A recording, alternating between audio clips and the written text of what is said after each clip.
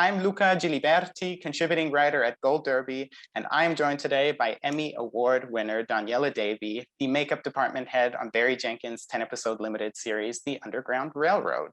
So, Doniella, when Barry, with whom you'd already worked on Moonlight and If Beale Street Could Talk, asked you to be part of this 10-episode TV experience that is The Underground Railroad, what were some of the first thoughts that were going through your head, and what were you most looking forward to explore? Okay, well, so at this point, I already was prepared to work with Barry. Like I know what his preferences are, what he's looking to see visually. I know what he gravitates towards. So it was sort of like taking all of my knowledge and skills that I had learned while working on his previous films and doing like a much bigger scale with higher stakes version of it. So for me, a big challenge here was the fact that it's a TV show, which is really long. All the episodes have different characters, and a big part of period pieces are facial hair, so fake facial hair. So we have to demodernize all of our characters. So for me, and knowing Barry's tendency towards like super long lingering close-ups, like ultimate realism is always the goal with like anything fake, any kind of, fake prosthetics or facial hair on the face. So it's just about, taking the skills that I do know and just like putting them towards this in the best way possible. It was like really kind of a test. It was like, I had never done a period piece TV show. So it was a first for me. It was really hard. I was a little, worried in the beginning, but at least I had some experience working with a director before. Exactly. And you haven't just been moving from project to project just with Barry, but also with some of the other people from his creative team, including Joy McMillan, James Laxton, and Nicholas Bertel, Carolyn Eslin, and the list goes on. How special is it to be able to work on all these different projects with some of the same people? It makes such a difference. Like just having that like family sensibility and that trust where we all really have each other's back is, I think, probably like what saved me on this project. Like this could have been a really big, really scary project for me, but I knew, that the costume designer, the producers, the director, like everyone had my back. And I am learning, like not every film set is like a Barry Jenkins film set, there's not that like really family sensibility on everything. And it's really cool to be a part of that, coming from like Moonlight all the way here and just watching everybody just like perfect their craft and like just the projects get better and better. And you already touched on this a tiny bit earlier, but what's so unique about The Underground Railroad is that, which is based on Colson Whitehead's novel of the same name, is that each chapter and thus each episode is so extremely distinctive. How was it for you then being tasked with displaying such variety in your work on this show? It's not the kind of show where like you set the look and then you're just kind of good to go. You do the same look every day. There's always new characters coming in and being established. So I have, team members on set taking care of what's being filmed. And then I'm going back and forth, or me and other team members are going back and forth between set and our makeup trailer, meeting new actors and getting them prepared for like the next week. So I guess just constantly being on my toes, constantly trying to make sure there's a good variety in looks, like with fake facial hair, not everyone's going to just get like chops or a mustache. Like we need to really switch it up. What size chops, what size mustache, where can we do like a goatee? What about a beard? So I really want to create like a variety of characters so that everyone really has sort of unique characteristics, so the audience can immediately, recognize and remember someone. Just constantly figuring out new looks, and each one's like a mini movie. Each episode's like a mini movie. And then part of any crew member who works really like directly with the actors, a big part of the job is like like personality management and just getting to know people, what they're comfortable with, how much they want to collaborate in the look. Some people really, have a lot of opinions about their character, which is great to work with sometimes, because I want to make the actors feel the most like their characters, and other people are like, do whatever you want. So just sort of learning all those sensibilities all the time, and then keeping those in mind while designing the looks, while getting my team on board and explaining to them what I want, which ultimately is what Barry wants. Mm-hmm. So just a lot of preparing and you know, constant thinking ahead. Mm-hmm. And the story itself is set in the 1850s, but is not, in fact, specific to that time period or era in terms of the themes it explores, which is reflected in so many of the show's designs. How did you decide when to and when not to reflect this in the character's makeup? That's a great question. Yeah, so I was it's a little confusing for me. Like yes, I knew like the 1800s, 1850s, but like it was kind of more nuanced than that, like you said. And so lucky for me, Barry is more into, like, he's not a stickler for like accuracy and time period. Obviously he wants like ballpark accuracy in terms of what I'm doing, but he would tell me things like, you know, don't take it so literally. Like, I think he wants, and I want this too, I want whatever look, I want to choose a look that's right for the actor's face. It's not just about, well, no, most men had this in this time, so you're getting this kind of facial hair. It's like, well, let's think about what we want to say with this character. Is he rugged? Is he like well kept? What would his style be? Is he like stylish enough and vain enough to like have like a more like coiffed mustache? You know, so there's just a lot of factors that go into that. And yeah, so I think, yeah, what was really great is that Barry is really into like emotional realism and realism with the characters, and at least in my department, instead of like 100% you know, just plain old like period accuracy. So that's cool for me, so I don't have to stress out so much about exactly what's, you know, technically correct. Right. And in that regard, I'm assuming there does have to be some accuracy to a certain degree, though. Oh, yeah. Yeah. And what was some of the research that you did in preparation for this project to make sure that there was a certain degree of accuracy? So my department gets hired on much later than the costume department. So I'm really lucky in that, well, I know Caroline Esselin, the costume designer, and she's like the nicest person in the world. So when I came onto this project, I was able to like explore all of her research boards. She had like a whole little library of books. So I was able to just like plop down in her office, look at all her boards, look at her books. Obviously I searched stuff on the internet too. And, you know, then I come up with my own mood boards. So I got to sort of like go through her like research that I'm sure she painstakingly put together. So yeah, that's the sort of like teamwork that I get to sort of benefit from when I get on a project. And I actually spoke to Caroline Esselin this morning, and you did? yeah, and what she said is that you know, with the costumes and sometimes with the makeup or the makeup work on a show, you always run the risk of distracting from the core story, from the narrative, when it isn't necessarily desired. But I've read that on the Underground Railroad, there was an emphasis on the importance of a lot of the crafts work being subtle, if not sometimes invisible.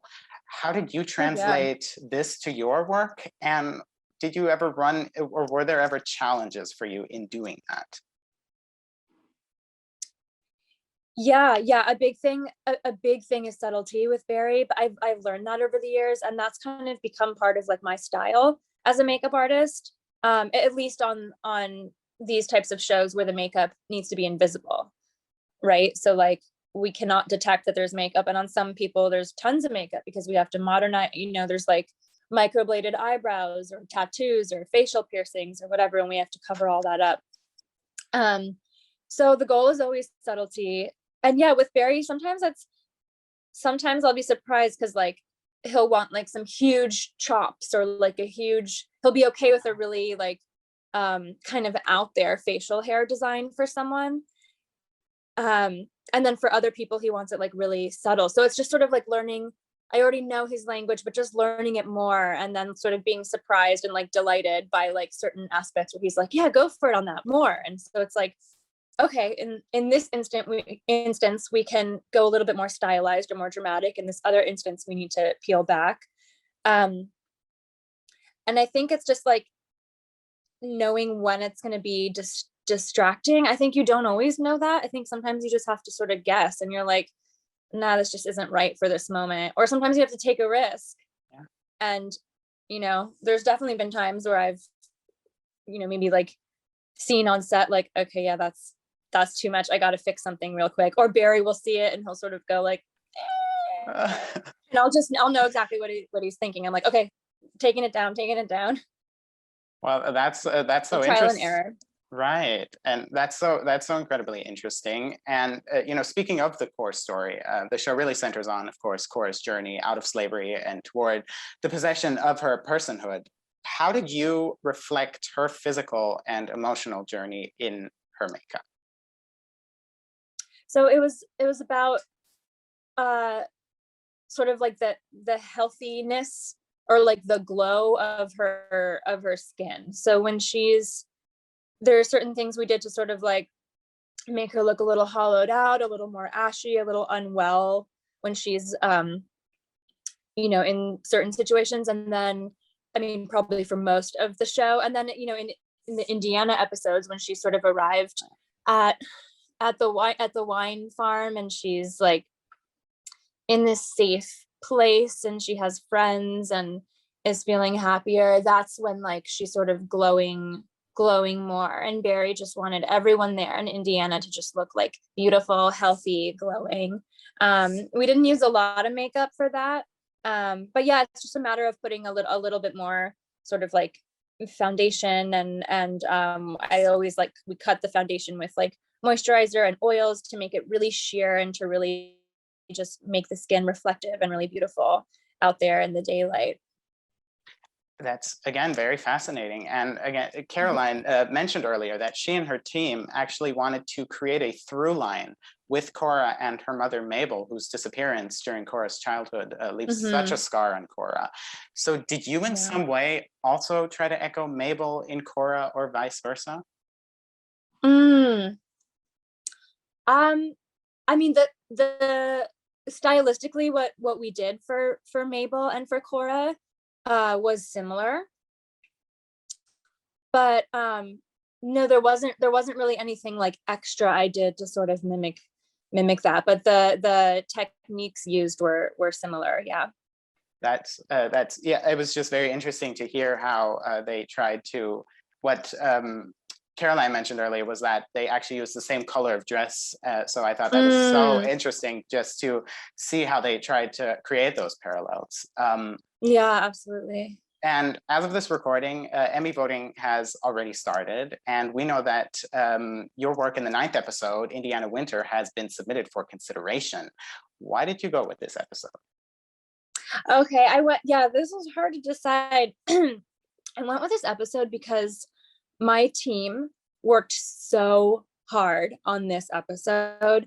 There were so many characters. There was a really wide, diverse range of characters in this episode. A lot of fake facial hair, a lot of makeup was done and not necessarily always seen, because there was so much footage, but I know all the work that went into it, and I had a lot of team members working here, and I wanted to choose an episode where I could, really include my really hard working team and as many people as possible, because the scope of this episode was just really, really large, and a lot of skills that were used across the board of all the episodes were employed in this episode as well. And we need to choose whether we are submitting for like character makeup or special effects makeup.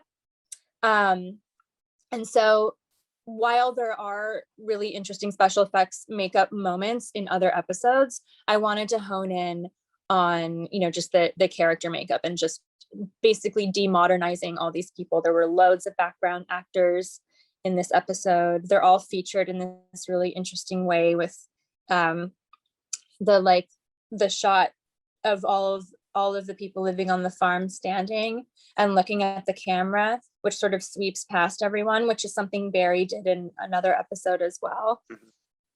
So I just thought this was a good one to really showcase like this whole community that's been transformed completely. Right. And the scope really is unbelievable. And Oh, the it really was. And all the stunt actors too, like yes. during the terrible attack scene when the whole community is in the church, every day there was like dozens of actors that would go through the stunt trailer and get all the fake facial hair. I mean, there was just hundreds of pieces that my team prepped and curled and then cleaned at the end of the day in preparation for the next day. Like it was a ginormous amount of work, and I really want to showcase that and acknowledge that. Yeah, and I think the work on background actors and stunt performers is so underappreciated. And I think the work is so incredible on this show on background actors who really help to create the world in every single episode. Oh, totally. They actually like make it convincing. Yes. You know, they set the whole tone in such an important way. And Barry loves working with background, and he'll feature them so up close. So you really need to, everybody has to be perfect. Everybody has to look the part. Exactly. And diametrically opposed to the Underground Railroad is HBO's Euphoria, on which you also serve as the makeup department head, and for which you won your first Emmy last year. And even though season 2 has not yet aired, you are eligible for the special episode, F Anyone Who's Not a Sea Blob, at the upcoming Emmys. And could you briefly talk me through the experience of working on this episode, which really is this beautiful character study of Jules?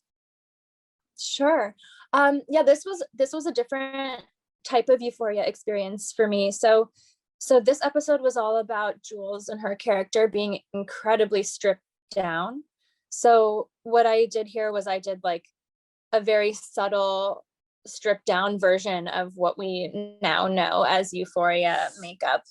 So it's all about just, you know, using color, but using it more sparingly, really holding back. At this point, I hadn't worked in a while, and I had like so many ideas, and I like went in with like this whole binder of designs, and then I learned like, oh my God, I really need to restrain myself for this, because the director, Sam, and Hunter Schaefer, they wrote the episode together. So Hunter really was a good source of information for me. Like, you know, she really helped me sort of dial it back. And even though I wanted to serve more looks, it was like a huge exercise in self-restraint. And it was, you know, it was a really collaborative process like that. And it was the right choice to really keep it dialed down. And again, a lot of those looks weren't really seen as much in the episode. So I use my Instagram platform to sort of showcase the looks and the designs that, you know, just to show people what I did. And then because it's so different, like what you do in the trailer and then what it looks like on set with the lighting and with the camera angles and everything.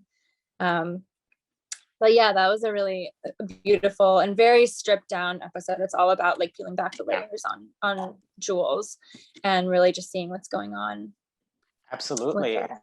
And I said diametrically opposed to the Underground Railroad before, because the makeup on Euphoria really is its own character and casts Gen Z, which is my generation, in such a unique, refreshing and brilliant light. And you're currently in production for the second season. So my final question would be, what's different about working on the second season, especially now that you know all these characters so incredibly well? Yeah, it is really different. It's a completely different experience working on this season. It's really interesting. I'm not sure how much I can say, but it's definitely the makeup for me has been a continuous exercise and a little bit more restraint, kind of rethinking Euphoria makeup and almost like, well, how can we sort of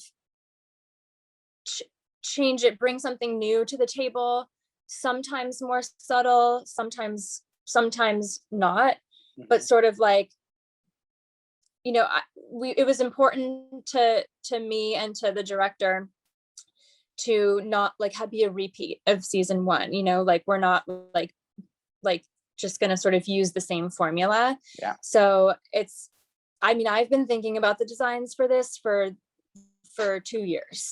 Right. You know, like during the filming of Underground Railroad, I was thinking about it. All of during, you know, the pandemic and quarantine, I was thinking about it. So it's coming out really different than what I originally was thinking for it. But it's exciting because it's different, and it's an incredible creative challenge for me to sort of peel back and have things maybe not be as bright, but still interesting and still saying something and still being appropriate for the story and for what the characters are going through. And I'm still really figuring it out. Like, we're a third of the way finished, and I'm like, there's a lot more I want to do, and a lot I'm still figuring out about the characters and what they're going through. And I like haven't read the scripts are kind of coming out as we're filming, so interesting. I am not able to like pre-design like character arcs. I'm just like, it's really spontaneous, so it's a lot of just like shooting in the dark and just sort of trusting my intuition and stuff. Right. And working with, with the characters, even though we all don't really know what happens to them at the end of the season. So we're like, sort of just figuring it out and kind of doing what feels right. Working in the moment. And we're certainly excited. A lot of that. Yeah. We're certainly excited to see season 2. But thank you so much, Doniella, for joining us today. And to our viewers, make sure to check out The Underground Railroad on Amazon Prime Video if you haven't already, and make sure to click subscribe before you leave. Thank you so much.